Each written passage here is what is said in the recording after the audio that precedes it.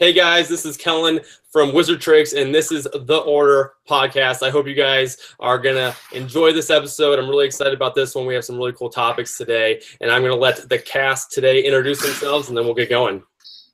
Hey guys, I'm Dan. I'm from the YouTube channel Go Shiny Hunter. That's all, yeah. Hey guys, I'm Tejas. I'm the Squibbler. Hey, I am Zoe, and I am from Snitches Witches. And I am Gita from the Portkey Adventures. Awesome. So before we jump in, I just want to kind of put some awareness out there for some of the fires going on in California. It's been burning in the Los Angeles area for a few days. I actually have a lot of friends and know a lot of coworkers and other people who have been affected by these fires.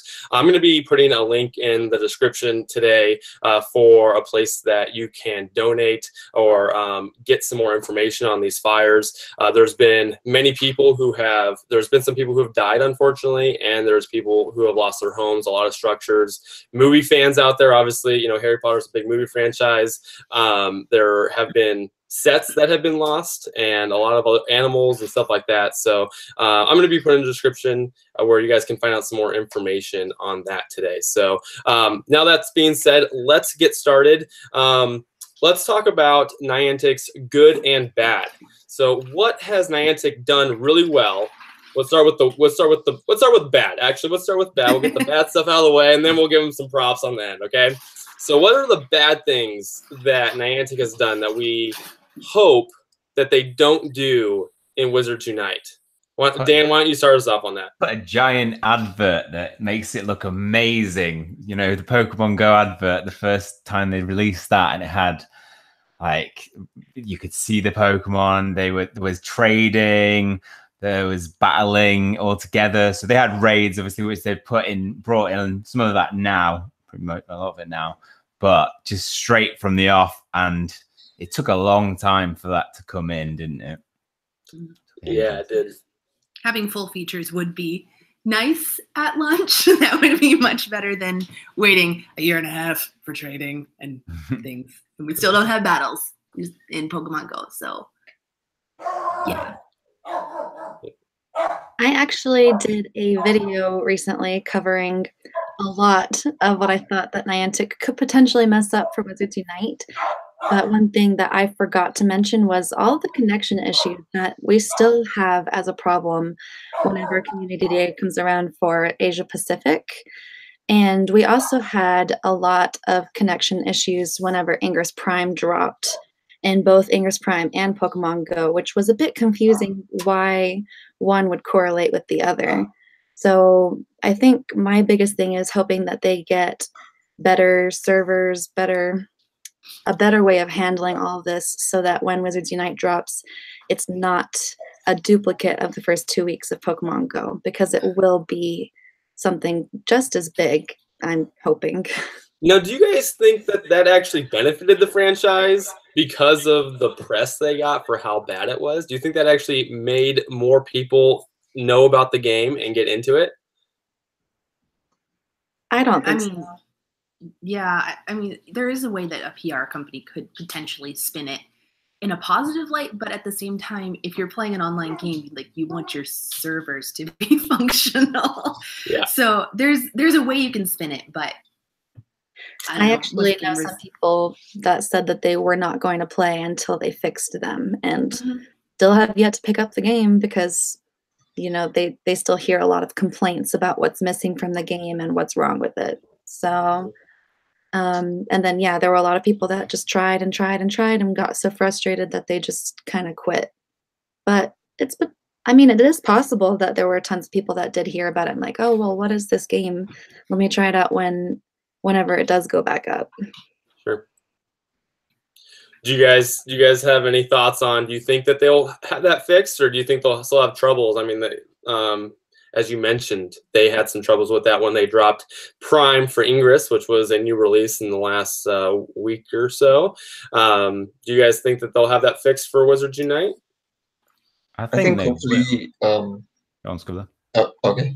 I think they might still have those problems for the next few months or so, maybe for the next 1 year or so, because We've had like a lot of community days so far, and we've seen, I think, probably more than half of those times, because Asia Pacific goes first, and because I live in Asia Pacific, I have personally experienced the bad server issues, and it's not improved. And I think recently, one of the Australian Pokemon Go YouTubers, I forgot her name, but she also tweeted about how Niantic has not found a fix for these server issues yet.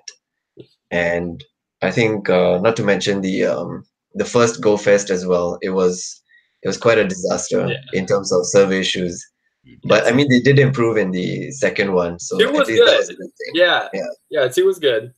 Yeah, but they had one of the problems with, they did a UK community day in Chester, and they, again, just like that, it wasn't anywhere near Go Fest, but they just didn't take into account the fact that everybody would be sharing the same, cell towers, and everybody got there and nobody could play, or you'd be doing raids and you'd get kicked out and disconnected. And yeah, I'd hope that they'd learn from some of that, and then maybe have been that they've made the game, there are things that it makes it harder to fix. Hopefully now they've had a lot of time when they're starting from fresh, it might make it that, I don't know, coding's better so that it isn't as much of an issue.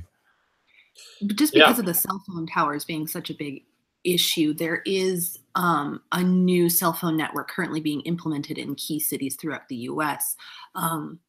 So is it a server-side issue, or is it maybe a cell phone tower issue? Maybe cell networks aren't equipped to handle the data load of thousands of people on one small tower. So it's both. I think, when you have such a large group, you go to like a large amusement park like Disneyland, for instance. I'm in LA and we go to Disneyland, and there are so many people there that your cell reception sometimes is poor because of the amount of people surrounding you, also using similar services. But when you're having global issues, then it's definitely server. So I think they have trouble with both, depending on what type of event they're doing and what the current landscape of their users are in terms of where they're located and stuff. So I think it's both. And it did seem like they figured out the events. I don't know. I mean, at least for GoFest, obviously that's their biggest event of the year. So I don't know, Dan mentioned some of the European community days that they've done and events that they've done. I don't know if they've brought out extra cell phone towers for that. Maybe you can say that, but they did seem to fix large groups of people being on the same network. So. Zoe Two Dots posted something interesting last night on Twitter. She said that despite the fact that, because a lot of people complain that Asia Pacific has network issues because of the sheer amount of people logging on, but she said that India, and Tejas, you can confirm this, she said that India is actually part of the European time zone, and they have a much larger population when you account for who's actually playing Pokemon Go, since China doesn't have access. So it's not necessarily like the amount of people logging in, but it also couldn't be the cell phone towers, because it's like multiple countries and surely somebody would have a good connection, but it was like the whole entire region, it seems like. So she seemed to think it was like some sort of coding bug that they have for that area, which I thought was interesting to think about. So kind of going back to some of the initial things that we were saying that we hope that they don't do with Pokemon Go, and go back to that initial trailer of Pokemon Go, and Hanky has said that ultimately their trailer is something that he, like, as a visionary, or what they're trying to do as a company is what they're trying to release, but the negativity that it could bring to a game when you want these features and they just aren't there. They're not there. So what could they do in terms of hyping the game up, but also delivering on something realistic to the community? I think it's all about good communication with the community. Like, so that a lot of the things they were working on, they could have easily said, this is what we are working on. This is what our plan is for, January this, February this. And with that, because I don't mind not having the whole product, I think it is better actually for a company and a game to hold some content back, because if you have regular updates of something different, I think it makes the game better for longer. So I don't have a problem with that, as long as they're clear and they communicate. I think they can create as big a trailer as they want for it, as much as they want, and then just say what we have at the start, and this is what we're going to have later. Sure. That was actually going to be the next thing I was going to bring up that they could definitely improve on, is their overall communication with their community. And I think a big problem with Pokemon Go is they didn't have a social media manager at the beginning of it. It was somebody else dealing with it. And that is a huge part of your PR, is just having somebody just like handle crap on Twitter, so then just put out fires on social media. Well, not to group any type of people in a specific, but programmers aren't the most communicative people sometimes. So it's good that they got someone who is comfortable doing that, and they have improved. I mean, I don't think they're anywhere close. It's a very good point. Communication from Niantic is, I think, one of the largest complaints that they've had as a company. And I think they have gotten better, but I think they are also a long way off. What types of communication do you think could be regular that they aren't doing with Pokemon Go right now that you think would enhance the experience for users and understanding where the game's at and what the future is? I think in terms of communication, I mean, sure, there's Twitter. There's, I think, even Facebook for that matter. But I think they can seriously improve on the in-game notifications. We have definitely seen improvements in in-game notifications over the last few months. But sometimes when like immediate notifications aren't, they aren't there. Like, for example, the Asia Pacific Community Day have been either extended or postponed to another day. That news was only released on Twitter, that it was extended for a couple of more hours. But people playing the game who are not on Twitter, like old people, or for those who are not on social media, they don't know that it has been extended, or like they're not aware of this situation. So for them, it's better to have these notifications in game rather than outside of the game. Yeah, that's an awesome point. I agree. Anyone else have a take on that? Email newsletters. Like, coming from a blogging standpoint, like, your newsletter is your bread and butter. And like, if your site goes down, if anything goes, like Twitter goes down, people aren't on Twitter, you've got people on your email. People can't log in. People can't log in. You can just news blast everybody, be like, hey, we understand this is a problem. And most people are pretty good about checking their email. I am not one of them, but most people are pretty good about it. And I don't know, I've subscribed obviously to the Niantic and the Pokemon Go newsletter, and it seems somewhat lackluster, especially for a fairly large entertainment company. And finding people who are good at email marketing is difficult because it's a very specialized field. But when you do find one, it's gold. Like, they're worth their weight in gold, because they can literally dig you out of a grave because they're great. So. Totally. Well, let's transition to some of the things we like about Niantic. What have they done really well? Dan, why don't you let us know what you think they could do well, or what they have done well, and we hope they continue to do well. Yeah, I think it's been a bit late, but now they have started to listen to the community with a lot of the updates that they have put in. And I think definitely going forward, when Wizards Unite comes out, it looks like they are investing in technology that could make this game way better than Pokemon Go. Because I think, looking at a lot of the AR games that have come out now, follow a very similar model to Pokemon Go and don't have many actual augmented reality aspects that, you're going out and you're doing something and interacting with people and visiting new places. A lot of them do have kind of aspects which you can just play at home and not as much heavy on the outside bit. So I think they definitely have done stuff like that. And the community days, the fact that they have nests, so you have to go to specific areas and maybe travel to different locations.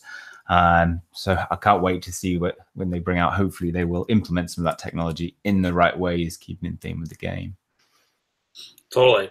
Yeah, I agree. And particularly going outside, I think that's great. I think maybe each of us can make our own point on that, but going outside and being active is something that Niantic's pushed, and I think that's great for many reasons. I don't know if anyone else wants to kind of jump in on that one, but Squibbler, I saw your tweet. It's definitely helping. You're getting in some kilometers, some serious kilometers. Yeah, I actually tweeted about it today. Because of the new feature that Niantic added in Pokemon Go about Adventure Sync, where it clocks your distance.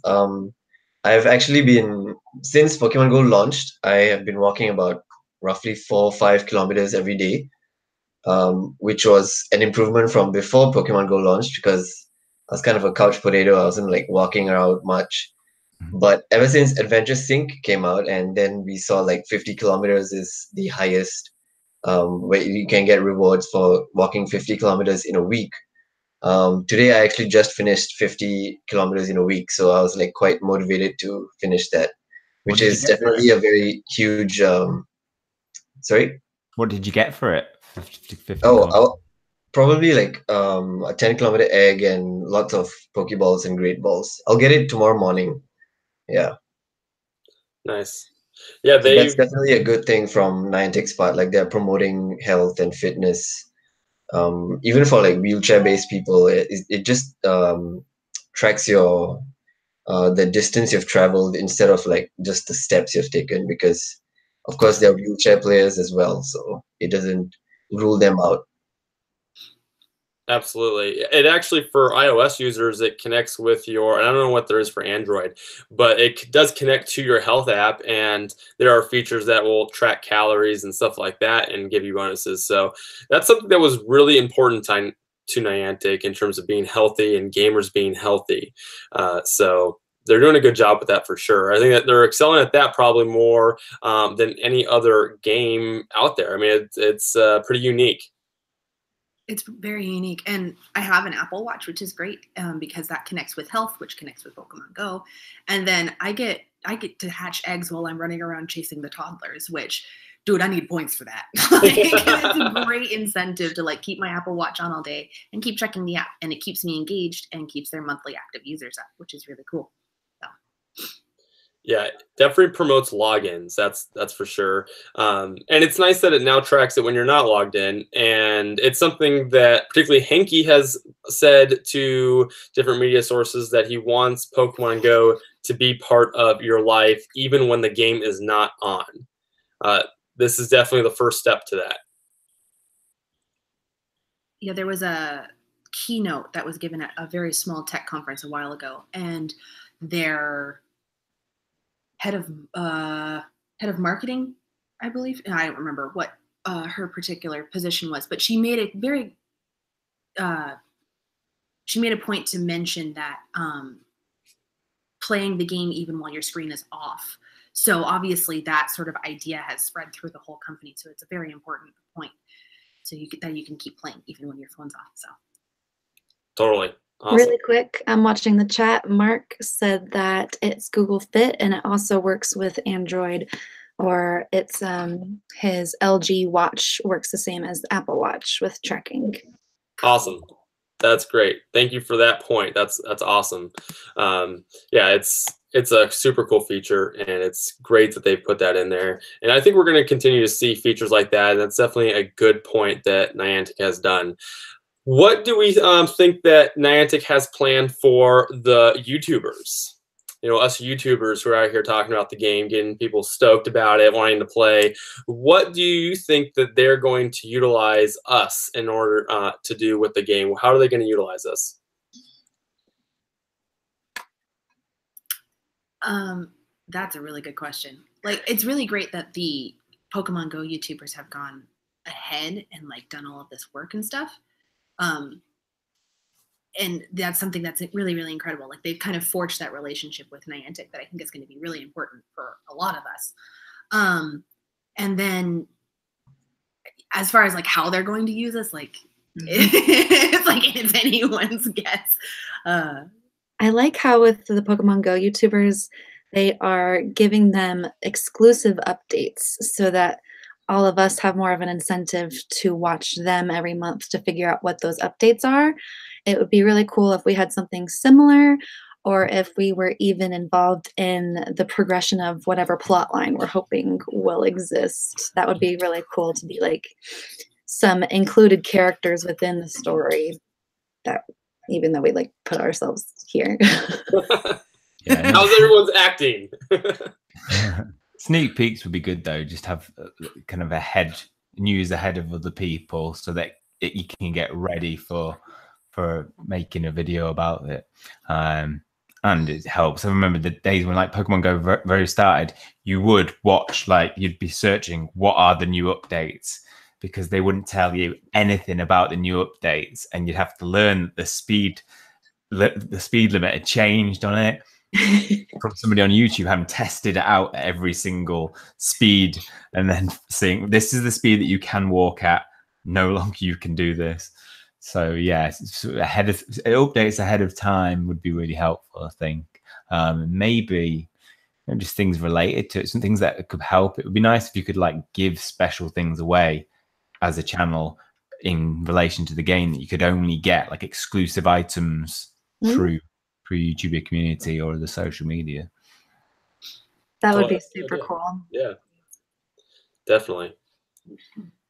I think they've done like during community day events, they've had sponsors and stuff like giveaway Pokemon Go pluses and other Pokemon related like items, which is also another incentive for a lot of people to like gather during these YouTuber meetups, which helps both the community and the YouTubers at the same time.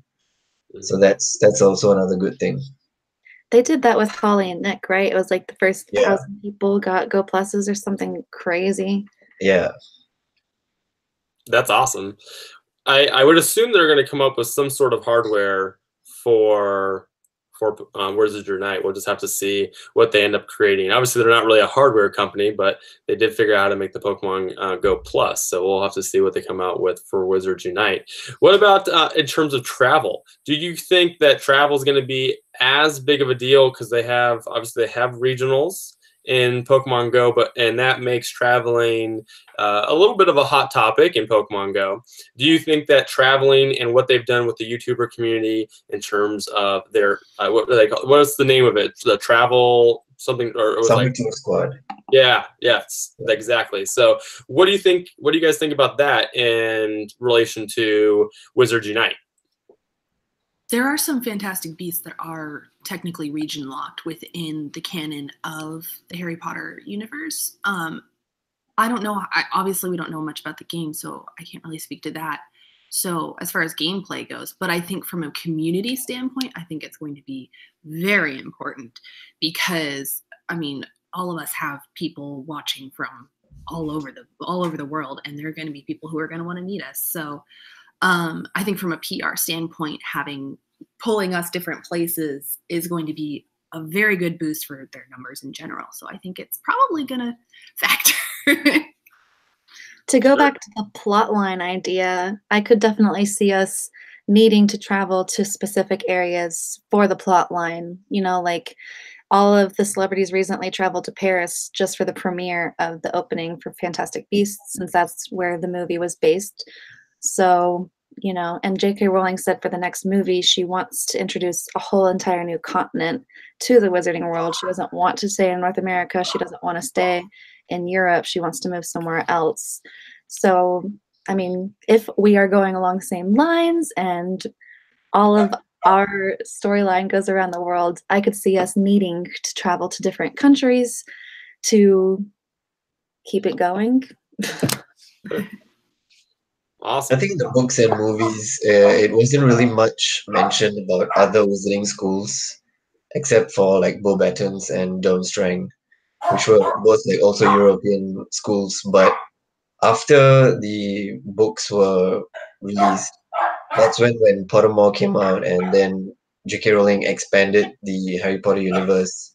She introduced Ilvermorny and all the other wizarding schools around the world, which gave it a more global kind of exposure for the wizarding world. So it kind of implies that maybe we will definitely have something regional related in Wizards Unite. And also, not to mention that Niantic themselves have mentioned that Wizards Unite will be something related to Fantastic Beasts, and we know that the movies for the Fantastic Beasts movies, we are exploring other countries as well, like how Gita just mentioned, like Paris and other continents for the future films as well. So we should expect something with regards to travel for Wizards Unite.